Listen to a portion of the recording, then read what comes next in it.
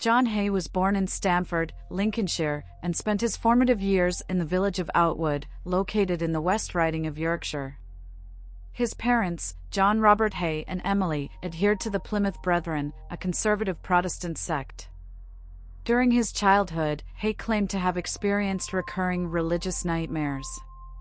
He displayed remarkable talent in playing the piano, a skill he acquired within the confines of his home. His love for classical music led him to frequently attend concerts.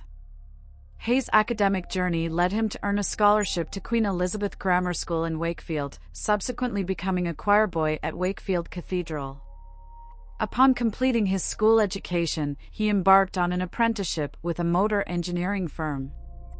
However, within a year, he left this position and ventured into roles in the insurance and advertising industries.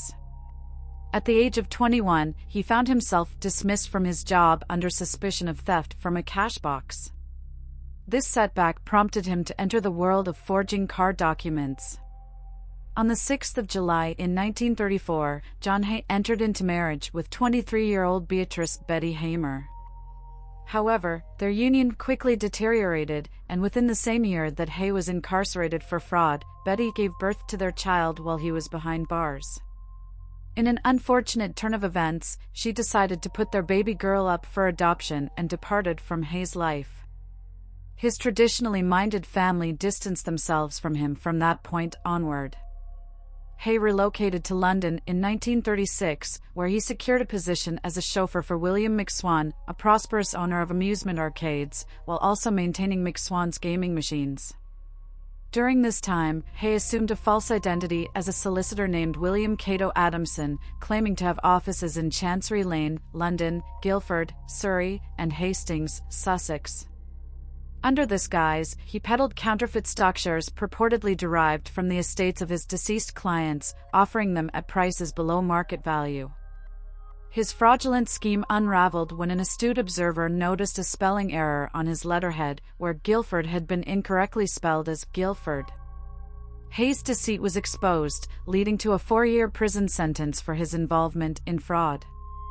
Haigh regained his freedom shortly after the commencement of World War II, but rather than turning away from his life of deception, he persisted as a fraudster, subsequently serving multiple prison terms. Haunted by the notion that he had allowed potential accusers to live, Haigh developed a morbid fascination with the French murderer Georges-Alexandre Serret, who had used sulfuric acid to dispose of bodies.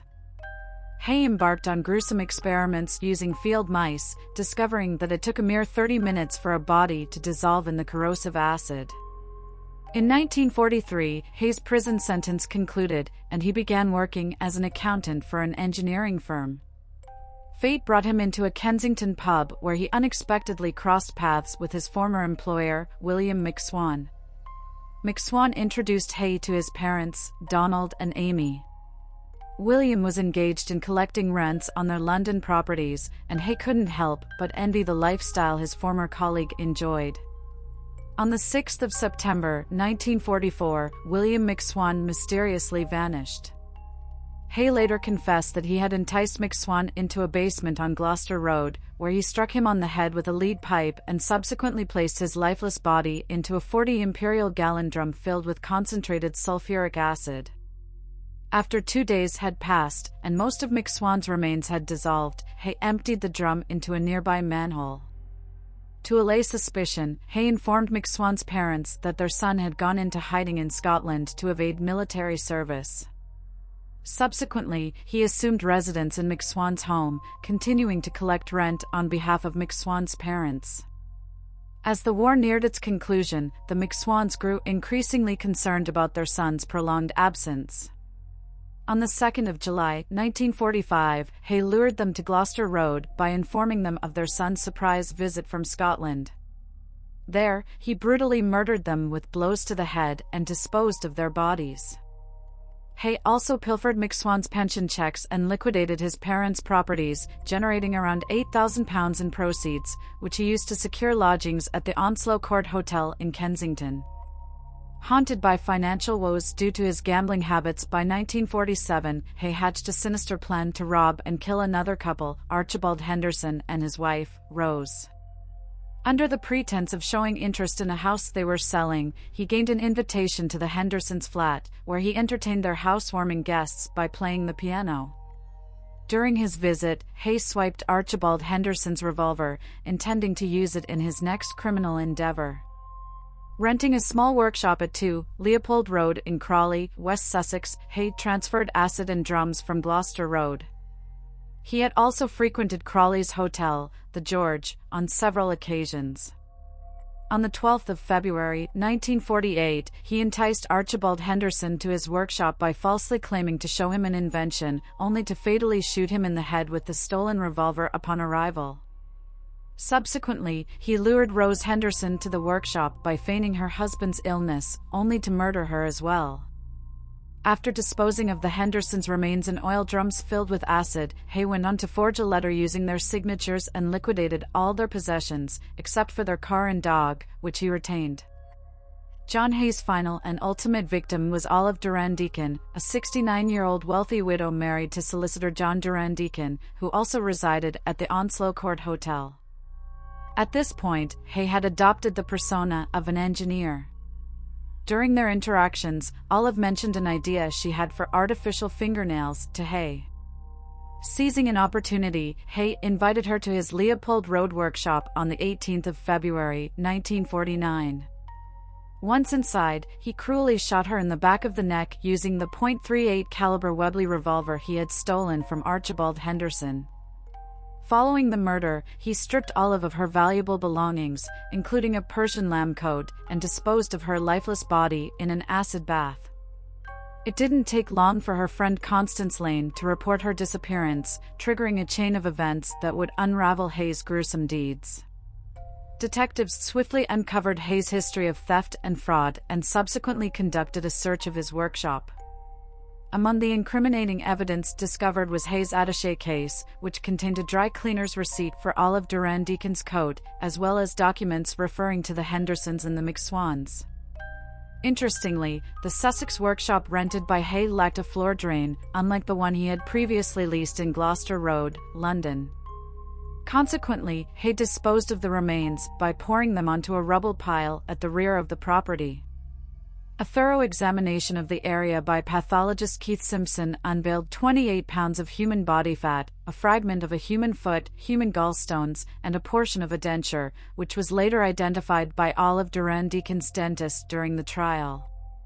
During questioning, Haigh posed a peculiar inquiry to Detective Inspector Albert Webb, asking, "Tell me, frankly, what are the chances of anybody being released from Broadmoor?" Referring to a high-security psychiatric hospital. The inspector refrained from discussing such matters, prompting Haigh to utter, "Well, if I told you the truth, you would not believe me. It sounds too fantastic to believe." Haigh then made a shocking confession, admitting to the murders of Durand Deacon, the McSwans, and the Hendersons, along with claims of 3 additional victims, a young man named Max, a girl from Eastbourne, and a woman from Hammersmith. However, these additional claims could not be substantiated. Haigh's trial unfolded at Lewes Assizes, and the evidence from this pivotal trial is now housed in the Crime Museum at New Scotland Yard. During the trial, Haigh entered a plea of insanity, asserting that he had consumed the blood of his victims. He claimed that blood had haunted his dreams since childhood, resurfacing vividly after a car accident in March 1944. He recounted his dream, saying, "I saw before me a forest of crucifixes, which gradually turned into trees. At first, there appeared to be dew or rain, dripping from the branches, but as I approached, I realized it was blood. The whole forest began to writhe, and the trees, dark and erect, began to ooze blood. A man went from each tree catching the blood. When the cup was full, he approached me. 'Drink,' he said, but I was unable to move." Leading the prosecution was the Attorney General, Sir Hartley Shawcross Casey, later known as Lord Shawcross. He urged the jury to reject Haigh's insanity defense, arguing that Haigh had acted with deliberate intent. Sir David Maxwell Fife Casey, the defense counsel, called upon numerous witnesses to attest to Haigh's mental state, including Henry Yellow Lees, who characterized Haigh as having a paranoid constitution. Eulalie added, "The absolute callous, cheerful, bland, and almost friendly indifference of the accused to the crimes which he freely admits having committed is unique in my experience." It appears that Haigh held the mistaken belief that if the bodies of his victims could not be located, a murder conviction would be unattainable. However, the jury swiftly dispelled this notion, taking only minutes to declare him guilty. Mr. Justice Humphreys then pronounced the death sentence. On the 10th of August, 1949, Haigh faced execution by hanging at the hands of Albert Pierre Point, the executioner.